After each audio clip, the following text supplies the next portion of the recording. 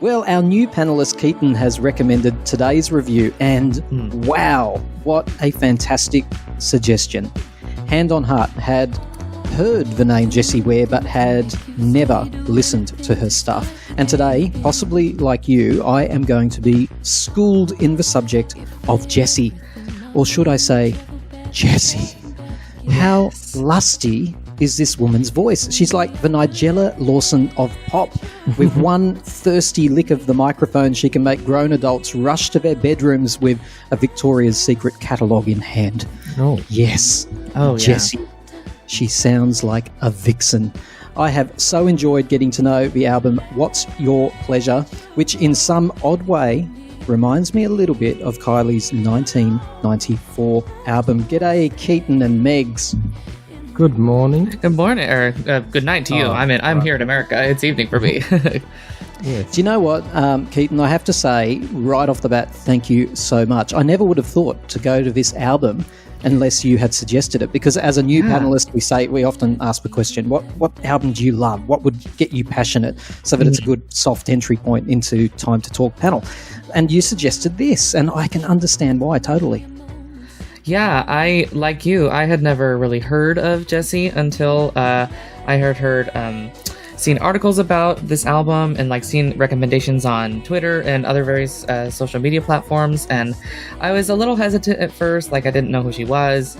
It just seemed a little, I don't know. I just was a little hesitant. And then I listened to it, and yeah, like you said, I really just absolutely was blown away, just fell in love. And her voice on this record it's so just soothing and seductive and sexy. And what I find interesting about it is from listening to this album and falling in love with it, I went back to her earlier records, which I haven't listened to as often as this one just because I'm obsessed with it, but she really knows how to wail. She's a really incredibly powerful singer. So what I find interesting is that on this record she makes the choice of taking it easy, taking it a little maybe a more laid-back approach with it in order to communicate this idea of seduction and lust and desire. I just think it's such a brilliant choice on her behalf, and it makes me love her even more. Yeah, you wouldn't know that she had big pipes on her. I know nothing. I've deliberately not done research for this podcast because I want to be educated today by you and Megs as well. So I wouldn't have thought that she had...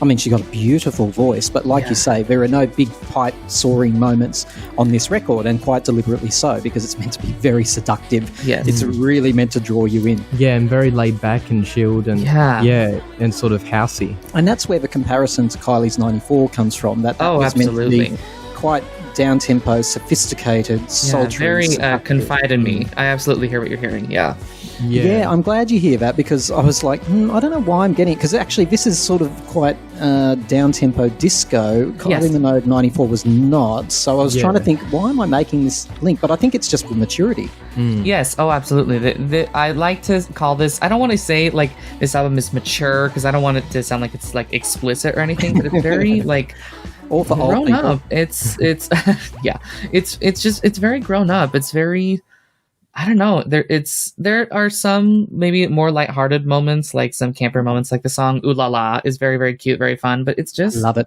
about a woman asking for love and affection from her partner, and just knowing what she wants and how she's going to get it. I love the amount, the essence of confidence in this record. Before we go any further with the album, I want to get to know a little bit about Megs and a little bit about Keaton, because people listening, they love just to hear tidbits about who's on the panel, especially you, Keaton. Sure. This is your first time on the show. Tell us a little bit about Keaton.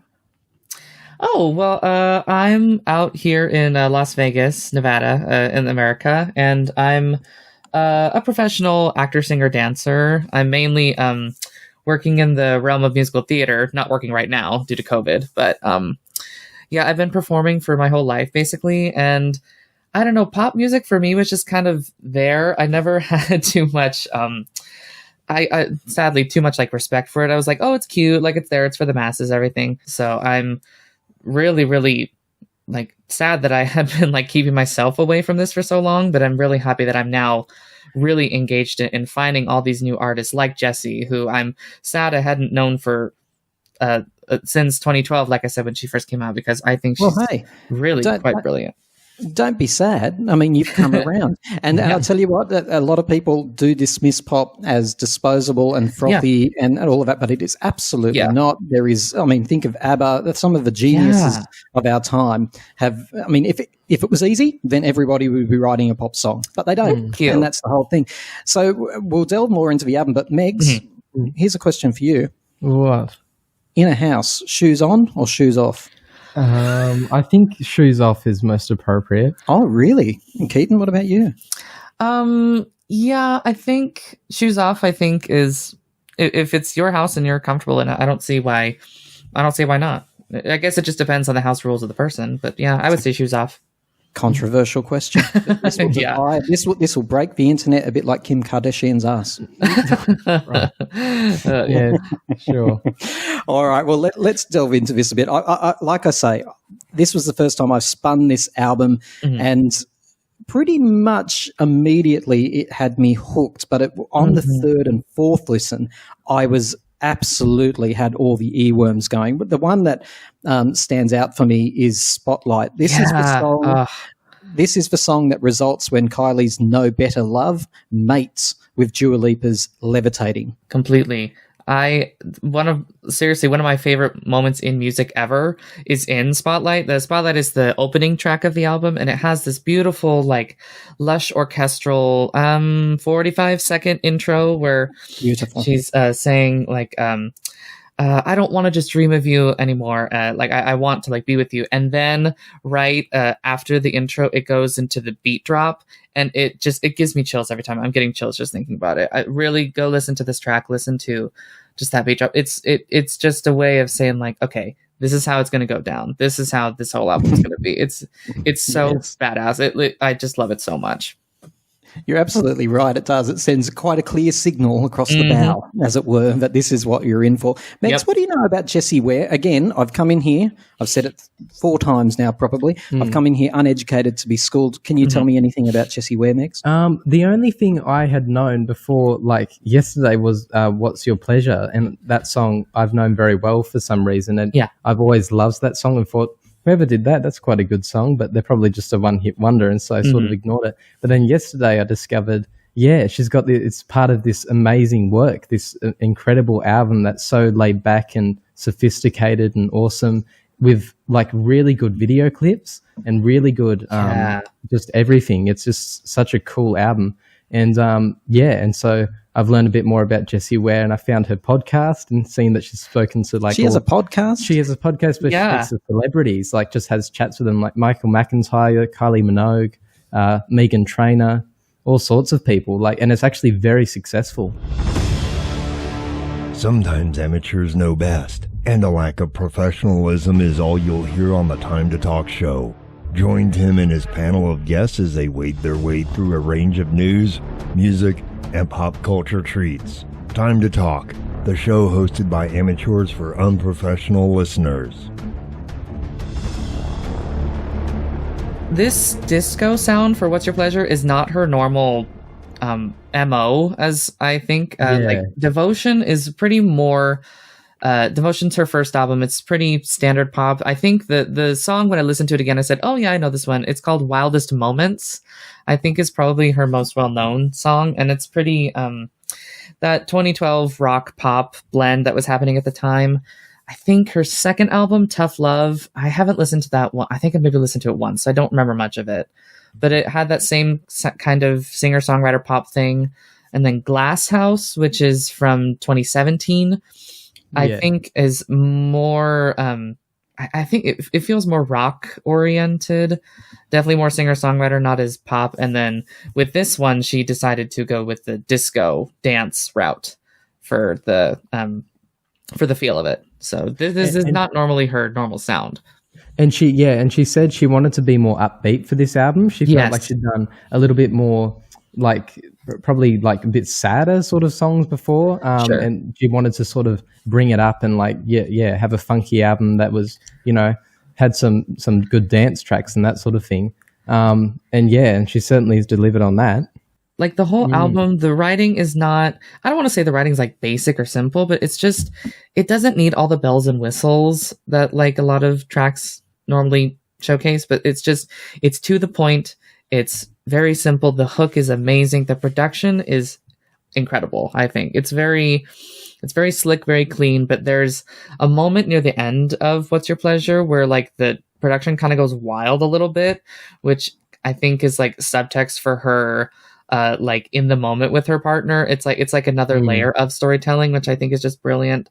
Yeah. I love Save a Kiss, I think is a great track. That is more, I'm not disco, but like 2010s dance like Robin pop, which is also a great track. Adore You is an amazingly intimate track, and that has a little more electronic feel than some of the other tracks, but that one just feels incredibly intimate, and she showcases an amazing soprano range in the middle of it. She hits a high B flat in one part, and it's a gorgeous song. Actually, I'm glad you mentioned that. I said at one point that there's not many soaring moments in here, but when there is one, I think operatic or what? This lady, stands out. You can tell. There's little hints that she has pipes on her, to be honest. Yeah. This must be the one you're talking about. Yeah, there's that. And then I think in Soul Control, she kind of lets loose in a little second, but nothing like I mentioned in some of her previous albums. She really she can riff, she can really wail. But this one, again, it's still very laid back, but it's a little moment of release, I guess. But can I ask who's dancing in the Soul Control video? Is it her or is it another person? Oh, I don't think it's her. There's it's somebody that's I can't really, remember really who's good. in the Soul Control video. Well, it's like amazing choreography. It's like 80s Paula Abdul sort of stuff. Yeah. Janet Jackson, all of that. It's amazing. Oh, now you've got me. And I was thinking when I was watching it, we did the Janet Jackson podcast yesterday, and I was like, oh, what a coincidence that now we're doing Jessie Ware. And one of the video clips is like Janet Jackson. You've got me. I'm going to tune into that. Yeah, and actually, there's a lot of Janet Jackson throughout the whole album in a lot of ways. Oh, totally. Yeah. I love an album when it rounds off in like a successful way. And Remember Where You Are is a fantastic finale for this song. I absolutely love that song. What she's done with the music videos for this, she really knew how to engage her fan base, which I think is really smart, especially since this was released during COVID. So many of her music videos were done at home, like using her iPhone camera with like homemade lighting. And the Save a Kiss video actually features many fans who I think where like they looked up a link that said, here's the choreography, learn the choreography, submit it to us, and you'll be in the video. So the whole video is like people in their homes dancing to the song, which I think is an amazing way to reach out to your fan base. Yeah. And with the What's Your Pleasure videos, there was two of them. One of them was a dance video that it said in brackets there, and then the other one was one with her in it. And I love them both. Like, they're so good. But I think I even prefer the dance video. Like, I do too. They do a great job, whoever's in it. It's like they're... the one of the guy in the hotel room. It's so... so sexy. I think it captures the essence of the album perfectly. Yeah, it does. And that's the first thing I saw when I went researching. I was like, wow, this is a great introduction. Like, I get the whole mood of the entire album just from watching this video clip and this amazing song. And the dance choreography was just incredible. And very good. A bit of an overview here. What's Your Pleasure? The fourth studio album by English singer-songwriter Jessie Ware. It features 12 tracks that focus mostly in various electronic and dance music genres such as disco, hi-NRG and house. Ware described the album as a 2-year labour of love upon its release, further citing the album as her vision of escapism and groove, wanting to move away from her usual melancholy sound in her previous releases. The chart performance has been really good too, which is why I'm confused about how I've overlooked this one. To be honest, I know how I overlooked it. I'm just going to make a confession. I overlooked this because Jessie Ware, whenever I've heard the name, God knows why, but it's conjured up B-grade celebrity in my head. Wrongly. When I've listened to this, because this lady is not a product, she is the real deal. Yes. According to the official charts company, What's Your Pleasure was the most downloaded album over the weekend upon its initial release in June 2020.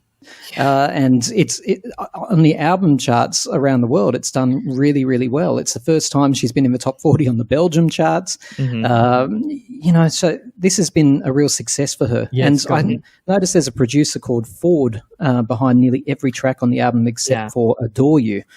Whoever he is or she is, hats off. Definitely. And she co-wrote and was involved in every song on the album, which makes me think, like she really knows what she's doing. She's not just a singer, like she really gets the entire production side of it and all of that. Yes. And I also wanted to mention the Step Into My Life video clip, which was also really good. Yeah, that one's fun. Dancing around a bowling alley. It's like the choreography is so awesome. Now, just to be clear, is that off this album? It is, isn't it? Yes, it is. Yeah, it's somewhere in the middle. I think track 7, I think. I think it's 8. It's in a really, really good video clip.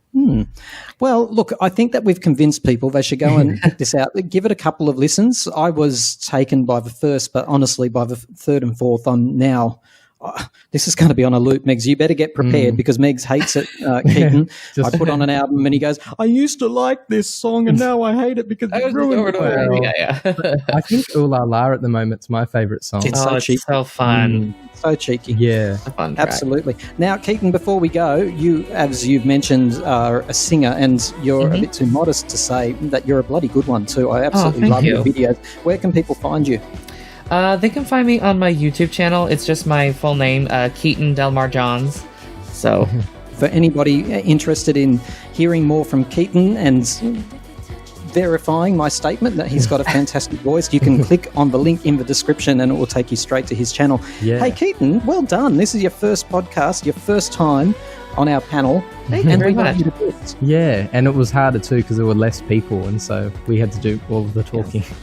Well, thankfully, it's not hard for me to gush about this album. I just think it's such a fun, free, sort of relaxing album. I feel like I could put this on and fall asleep to it just because her voice is so relaxing to it, but it's also so engaging. It's everything.